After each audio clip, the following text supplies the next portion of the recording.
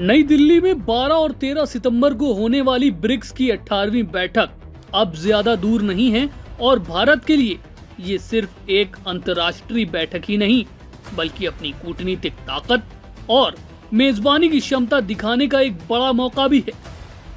भारत इस साल ब्रिक्स की अध्यक्षता कर रहा है और इसी के तहत साल भर अलग अलग स्तरों पर बैठकें होती रही हैं। अब नजर सितंबर में होने वाली उस बैठक पर है जिसमें ब्रिक्स देशों के राष्ट्र अध्यक्ष और सरकारों के प्रमुख दिल्ली पहुंच सकते हैं। भारत की कोशिश है कि इस सम्मेलन को सफल बनाने के साथ साथ अलग अलग मुद्दों पर सदस्य देशों के बीच सहमति भी बनाई जाए।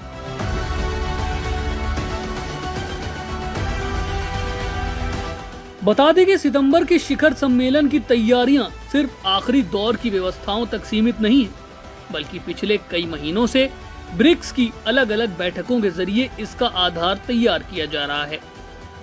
फरवरी में ब्रिक्स शर्पा की बैठक हुई, मई में विदेश मंत्रियों की बैठक दिल्ली में हुई और जून में राष्ट्रीय सुरक्षा सलाहकारों की बैठक भी नई दिल्ली में आयोजित की गई। इन बैठकों में राजनीतिक, आर्थिक और सुरक्षा से जुड़े मुद्दों पर चर्चा हुई और सितंबर की शिखर सम्मेलन के लिए एजेंडा तैयार करने की कोशिश की गई।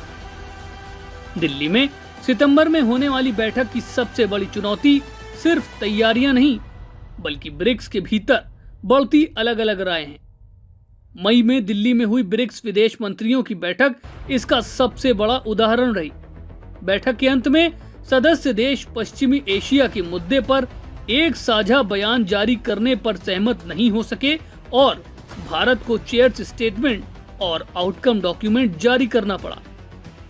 खास तौर पर ईरान और संयुक्त अरब अमीरात यानी यूएई के बीच पश्चिम एशिया के संघर्ष को लेकर मतभेद सामने आए। ऐसे में सितंबर में जब यही मुद्दे राष्ट्रीय अध्यक्षों के सामने होंगे तब भारत के लिए सभी देशों को एक मंच पर लाना बड़ी कूटनीतिक चुनौती होगी। और यहीं से दिल्ली में होने वाले ब्रिक्स सम्मेलन का सबसे बड़ा सवाल सामने आता है कि क्या भारत ईरान और यूएई जैसे देशों के बीच संतुलन बनाकर सहमति तैयार कर पाएगा। ईरान ब्रिक्स का नया सदस्य है और यूएई भी विस्तार के बाद संगठन का हिस्सा बना है। दोनों देशों के बीच मौजूदा तनाव ब्रिक्स की एकजुटता के लिए चुनौती है। भारत की नीति लगातार बातचीत और कूटनीति के जरिए तनाव कम करने की रही है। इसलिए नई दिल्ली के सामने चुनौती ये होगी कि वो किसी एक पक्ष के साथ खड़ा दिखाई दिए बिना ब्रिक्स को साझा मुद्दों पर आगे बढ़ाए। कि यह युद्ध का युग नहीं है, संवाद से समाधान और स्थिरता की बहाली ये मानवता की पुकार है। और इसी बीच ब्रिक्स की होने वाली इस बैठक को लेकर दुनिया की नजर दो और बड़े नेताओं पर है और वो हैं रूस के राष्ट्रपति व्लादिमीर पुतिन और चीन के राष्ट्रपति शी जिनपिंग। पुतिन के भारत आने की पुष्टि रूस की ओर से पहले ही की जा चुकी है, जबकि शी जिनपिंग के सितंबर में दिल्ली आने की संभावना लगातार मजबूत होती जा रही है। अगर शी भारत आते हैं तो अक्टूबर 2019 के बाद ये उनका पहला भारत दौरा होगा। इसलिए ऐसे में ब्रिक्स सम्मेलन भारत चीन संबंधों के लिहाज से भी बेहद महत्वपूर्ण बन सकता है। शी जिनपिंग की संभावित यात्रा इसलिए भी अहम है क्योंकि भारत और चीन के रिश्तों में पिछले कुछ वर्षों में तनाव रहा है। हालांकि हाल के समय में दोनों देशों के बीच बातचीत और संबंध सामान्य करने की कोशिशें भी हुई हैं। जून में ब्रिक्स नेशनल सिक्योरिटी एडवाइजर्स की बैठक के दौरान भारत के एनएसए अजीत डोभाल और चीन के विदेश मंत्री वांग यी के बीच भी बातचीत हुई थी। अगस्त में भी भारत ने दोहराया है कि सीमा पर शांति और स्थिरता दोनों देशों के रिश्तों के लिए बेहद जरूरी है। जिसके बाद ऐसे में अगर पीएम मोदी और शी जिनपिंग की दिल्ली में द्विपक्षीय मुलाकात होती है तो पूरी दुनिया की नजर उस बातचीत पर रहेगी। बात करें अगर रूस की तो रूस के साथ भारत के रिश्तों के लिहाज से भी ये सम्मेलन अहम होगा। पुतिन की मौजूदगी से भारत को रूस के साथ रणनीतिक, ऊर्जा और आर्थिक रिश्तों पर चर्चा का अवसर मिलेगा।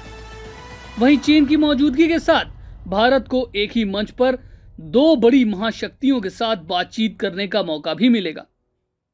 यानी दिल्ली में होने वाला ये सम्मेलन सिर्फ ब्रिक्स के एजेंडे तक सीमित नहीं रहने वाला, बल्कि भारत की व्यापक विदेश नीति के लिए भी महत्वपूर्ण मंच बन सकता है। ईरान के राष्ट्रपति मसूद पज़ेश्कियान की मौजूदगी भी लगभग तय मानी जा रही है। हाल की रिपोर्टों के मुताबिक वो 12 और 13 सितंबर को होने वाले ब्रिक्स समिट में शामिल होने के लिए नई दिल्ली आ सकते हैं। अगर पुतिन, शी और पेजेश्कियान एक साथ दिल्ली पहुंचते हैं तो पश्चिम एशिया की संकट से लेकर ऊर्जा सुरक्षा तक कई बड़े मुद्दे पर बातचीत की संभावना बढ़ जाएगी। खास बात यह भी होगी कि ईरान ब्रिक्स के न्यू डेवलपमेंट बैंक में भी शामिल होने की दिशा में आगे बढ़ रहा है, जिससे संगठन के भीतर उसकी आर्थिक भागीदारी और बढ़ सकती है। आपको बता दें कि भारत के लिए एक और बड़ा काम यह भी है कि उसे ब्रिक्स के मूल सदस्य देशों के साथ साथ नए सदस्यों और आमंत्रित देशों के बीच भी संतुलन बनाना होगा। संगठन के विस्तार के बाद अब इसमें ब्राजील, रूस, भारत, चीन और दक्षिण अफ्रीका के अलावा मिस्र, एथियोपिया, इंडोनेशिया, ईरान और यूएई जैसे देश भी शामिल हैं। इसके अलावा भारत ने कुछ अन्य देशों के नेताओं को आउटरीच सेशन के लिए भी आमंत्रित किया है।